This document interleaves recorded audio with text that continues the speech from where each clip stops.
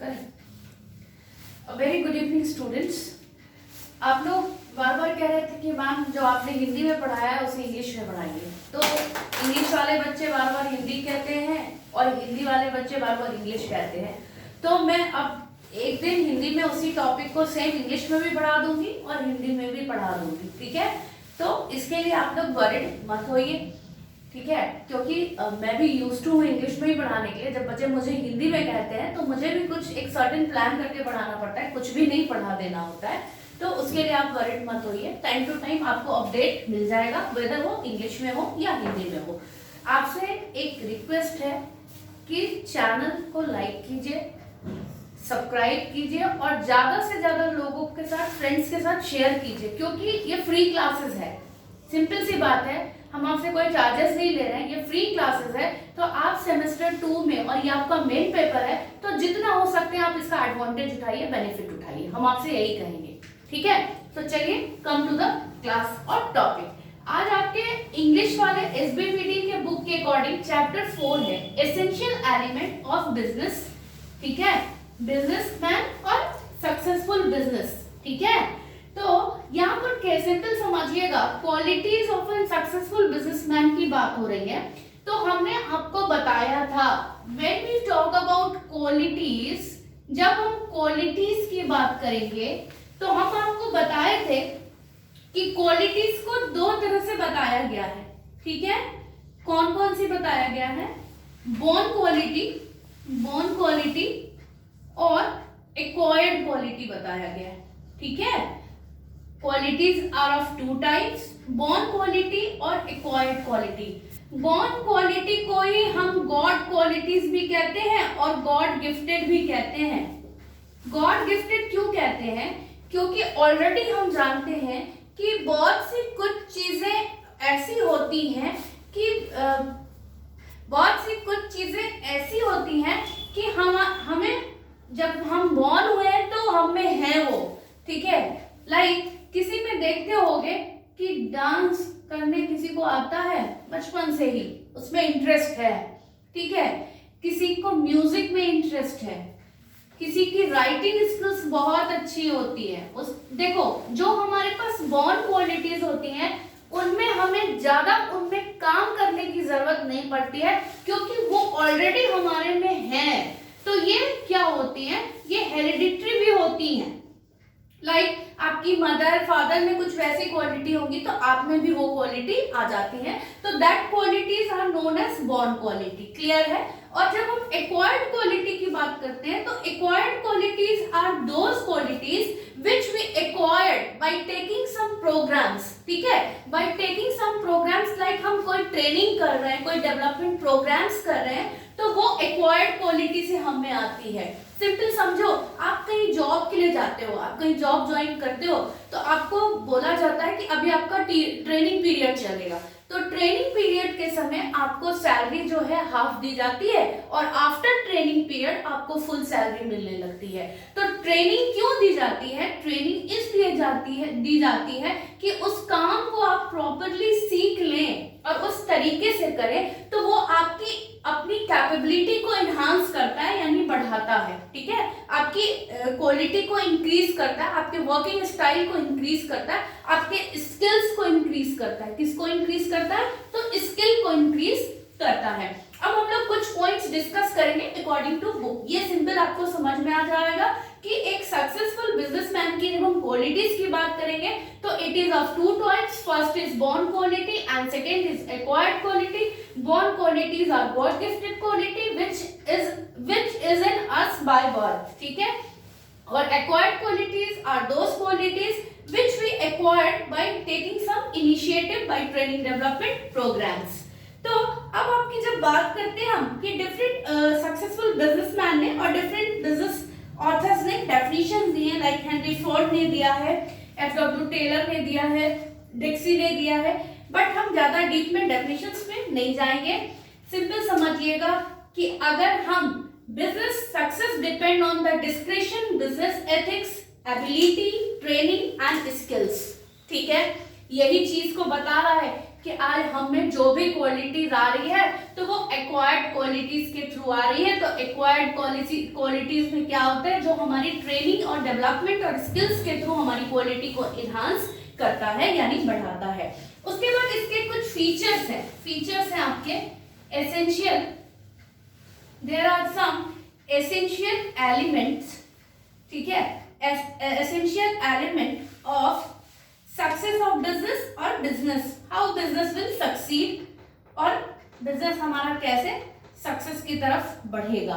तो सिंपल इसमें क्या है, पहले डिटर्मिनेशन ऑफ ऑब्जेक्टिव, सिंपल समझिएगा, डिटर्मिनेशन ऑफ ऑब्जेक्टिव यानी आप किसी न किसी एक ऑब्जेक्टिव के लिए काम करते हैं, किसी न किसी एक गोल के लिए काम करते हैं, ठीक है, किसी न किसी एक ऑब्जेक्टिव के लिए काम करते हैं, किसी न किसी एक गोल के लिए काम करते हैं, यानी आपका सिंपल समझिए कोई लक्ष्य होता है, कोई गोल होता है, उसको हम लोग कहते हैं ऑब्जेक्टिव। उसके बाद आपका सेकंड है फोरकास्टिंग। फोरकास्टिंग मतलब क्या होता है, predict for future, something predict for future, simple समझिए प्रेडिक्ट फॉर फ्यूचर, क्या हम प्रेडिक्ट कर सकते हैं कि हमारे बिजनेस में ऐसा हो जाएगा या हमारे बिजनेस में कुछ भी हो सकता है। तो हम चीजों को, सिचुएशन को ठीक करने की कोशिश करते हैं, समझने की कोशिश करते हैं और उसके अकॉर्डिंग वर्क करते हैं। तो हम किसी भी चीज को एग्जैक्टली प्रिडिक्ट नहीं कर सकते हैं, ठीक है। कभी कभी बिजनेस में अचानक से लॉस हो जाता है, आग लग जाती है, तो हमने पहले प्रिडिक्ट नहीं किया था कि आग लगने वाली है, तो हम पहले ही प्रिपेयर हैं, ठीक है। उसके लिए हम ये कर सकते हैं कि हम कुछ इंश्योरेंस लेके रखते हैं, कुछ भी साइड कुछ ऐसा करके हम प्रिपेयर करके रखते हैं अपने आप को कि अचानक अगर कुछ भी हो जाए तो हम उसके लिए प्रिपेयर रहे पहले से। तो that is known as forecasting, ठीक है। उसके बाद क्या है, अगर आप सिंपल समझिएगा प्लानिंग, प्लानिंग आपने पढ़ा है और आपको क्लियर भी होगा, planning and setting, planning and setting of proper organization, ठीक है, सेटिंग अप प्रॉपर ऑर्गेनाइजेशन भी लिख सकते हैं। सिंपल समझिए कि अगर प्लानिंग की बात हो रही है तो हम जब कोई भी बिजनेस स्टार्ट करेंगे, जब हम कोई भी बिजनेस स्टार्ट करते हैं तो सबसे तो पहले हम प्लान करते हैं what to do, where to do, by whom it is done. Planning is deciding in advance what to do, how to do, by whom it is done. तो हम तो पहले ही सारी चीज प्लान कर लेते हैं कि हमको कब करना है, कैसे करना है और किसके हेल्प से करना है। तो ये आ जा आपका प्लानिंग और सेटिंग प्रॉपर ऑर्गेनाइजेशन, यानी एक हमारे पास प्रॉपर हर चीज का एक सेटअप होना चाहिए। जिस भी हम ऑब्जेक्टिव के लिए काम कर रहे हैं, जो हमारा गोल है, ऑब्जेक्टिव्स है, उसके लिए एक हमारे पास प्रॉपर सेटअप होना चाहिए। उसके बाद है आपका efficient and dynamic leadership, efficient and dynamic leadership. Efficient and dynamic leadership का कहने का मतलब है कि हमारे पास जो भी वर्कर हैं, हमारे पास जो भी टीम के लोग काम कर रहे हैं, वो एफिशिएंट होने चाहिए, ठीक है, जो हमारे गोल और टारगेट्स को ऑन टाइम कंप्लीट कर पाए और विथ मिनिमम कॉस्ट। और डायनेमिक लीडरशिप जो हमारी टीम को लीड करेगा। सिंपल समझो, हम टीम वर्क कर रहे हैं, हमारी इस पूरी टीम को जो लीड करेगा, वो लीडर जो है वो डायनामिक होना चाहिए। सिंपल सी बात है कि उसकी बात को ध्यान में रखते हुए, उसके ऑर्डर इंस्ट्रक्शंस को ध्यान में रखते हुए हमें काम करना चाहिए, ठीक है।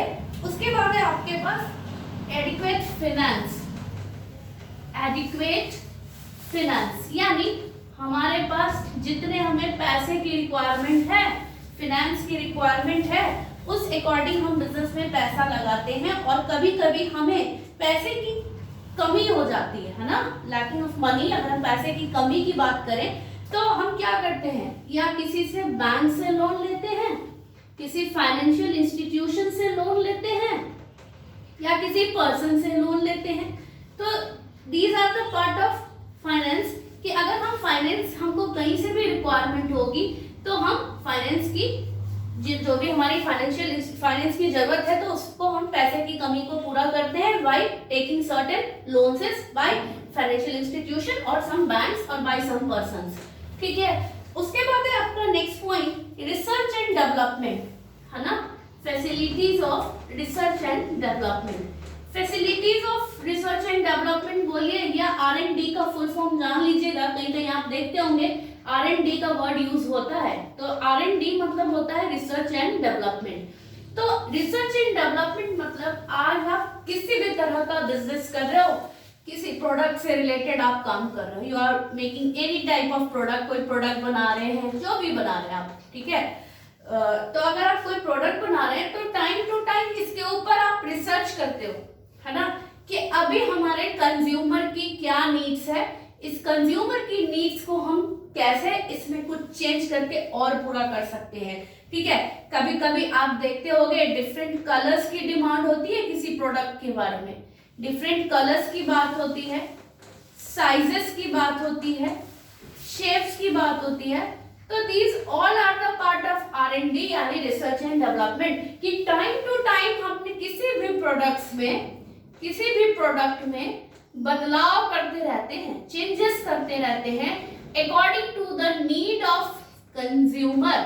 जो हमारे कंज्यूमर की नीड है उसको हम वही चीज देना चाहते हैं। तो ये था आपका एक कॉमन सा टॉपिक। अब हम लोग आगे डिस्कस करेंगे कि qualities of an successful businessman. अगर हम क्वालिटीज की बात करें, सक्सेसफुल बिजनेसमैन की क्वालिटीज की बात करें, तो हम लोग देख लेते हैं कि what are the certain qualities of a successful businessman, ठीक है। तो सिंपल समझिएगा, सबसे पहला आपका इसमें पॉइंट है, फर्स्ट योर पॉइंट इज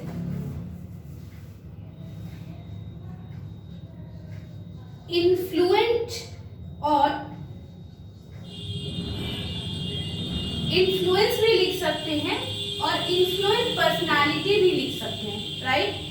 अगर हम इन्फ्लुएंशियल और इन्फ्लुएंशियल पर्सनालिटी की बात करें तो एक सक्सेसफुल बिजनेसमैन की ऐसी पर्सनालिटी होनी चाहिए जो आपको इन्फ्लुएंस करे, यानी इन्फ्लुएंस करे यानी अट्रैक्ट करे। सिंपल भाषा में समझिएगा कि अट्रैक्टिव और अट्रैक्ट, ठीक है। कभी कभी आप कुछ लोगों के बातों से अट्रैक्ट हो जाते हो और कभी कभी तो आपको लोग समझाते रहते हैं लेकिन आपको कोई फर्क नहीं पड़ता, आप उस वक्त नहीं समझने वाले हो। तो किसी किसी का बोलने का स्टाइल या बोलने का पैटर्न वैसा होता है कि आप सिंपली अट्रैक्ट हो जाते हो। और बहुत लोगों को तो हैबिट होती है कि बोलते कुछ है होते कुछ है, तो हम लोग उस पर ज्यादा डिटेल्स में नहीं जाएंगे, ठीक है। उसके बाद आपका अट्रैक्टिव, इसमें अट्रैक्टिव में पर्सनालिटी की जब हम बात करेंगे तो फिगर अट्रैक्शन, एक हमारा गुड चेयरफुल नेचर, है ना, और स्ट्रॉन्ग और हेल्दी रिलेशन की भी बात होगी, सेल्फ कॉन्फिडेंस की बात होगी। तो all are the part of influential personality. उसके बाद हम जब सेकेंड की बात करेंगे, इंटरेस्ट, किसकी बात करेंगे, इंटरेस्ट की बात करेंगे। इंटरेस्ट की बात करेंगे with hard work, interest with hard work भी लिख सकते हैं आप, ठीक है। यानी आप जो भी बिजनेस कर रहे हैं, आज बिजनेसमैन, अगर कोई क्वालिटीज ऑफ सक्सेसफुल बिजनेसमैन की बात हो रही है तो आप कोई भी बिजनेसमैन जो बिजनेस कर रहा है उसका इंटरेस्ट होना बहुत जरूरी है। अगर उस चीज में उसका इंटरेस्ट नहीं होगा तो वो कुछ भी बेटर नहीं कर पाएगा, बेटर परफॉर्मेंस नहीं दे पाएगा, और उसके लिए उसको कुछ प्लानिंग की भी जरूरत होती है ना। विदाउट प्लानिंग ही और शी विल बी जीरो। तो उसको प्लानिंग करके जब वो हार्ड वर्क करेगा तो डेफिनेटली ही और she will get success in his business, है ना। तो वो अपने बिजनेस में सक्सेस हो पाएगा। तो इंटरेस्ट और हार्डवर्क का होना भी बहुत जरूरी है। उसके बाद है इमेजिनेटिव पावर। इमेजिनेटिव पावर मतलब क्या होता है? इमेजिनेटिव पावर मतलब होता है कि हम चीजों को सोच सके, है ना। कभी कभी आपने एक वर्ड सुना होगा थर्ड आई, थर्ड आई की बात सुनी होगी कि कभी कभी हम ऐसा सोचते हैं और अचानक हो गया, तो आप कहते होगे कि अरे मम्मी मैंने ऐसा सोचा था और सही में ऐसा हो गया। तो हमारे पास इमेजिंग होनी चाहिए, सोचने की क्षमता होनी चाहिए कि हम एक प्रेडिक्ट कर पाए कि ऐसा हो भी सकता है और नहीं भी हो सकता है। तो इमेजिनेटिव पावर यानी हम अकॉर्डिंग टू सिचुएशन चीजों को समझने की कोशिश करें, ठीक है, सिचुएशन के अकॉर्डिंग। उसके बाद है आपका फोर्थ पॉइंट, ऑनेस्टी, है ना। आज हर बिजनेस का एक प्रिंसिपल्स होता है, सिद्धांत पर हम काम करते हैं। सिंपल समझिए, यहाँ पर ऑनेस्टी की इसलिए बात हो रही है हम एक काफी लंबे टाइम से बिजनेस कर रहे हैं, तो मेरा ये लाइफ का या मेरे बिजनेस का प्रिंसिपल है कि हमको 5% प्रॉफिट पे ही काम करना है। अकॉर्डिंग टू कस्टमर हमको अपने आप को नहीं चेंज करना है। बहुत लोग का नियम है कि कोई अच्छा कस्टमर आया तो उससे मैंने 10% प्रॉफिट ले लिया, कोई उससे भी अच्छा आया तो 20% ले लिया, लेकिन ये हमारे बिजनेस के प्रिंसिपल्स नहीं हैं। तो हमारे प्रिंसिपल्स जो हैं वो बेस्ड होने चाहिए ऑनेस्टी पे, यानी ईमानदारी पर। क्लियर है ये? नेक्स्ट पॉइंट है आपका प्रिंसिपल एंड रियलिस्टिक। जब हम रियलिस्टिक की बात करेंगे तो वही हम सम रूल्स रेगुलेशंस की बात करेंगे, ठीक है। रियलिस्टिक्स जो है हमारे रूल्स रेगुलेशंस को डिनोट करता है। उसके बाद है आपका सर्विस स्पिरिट।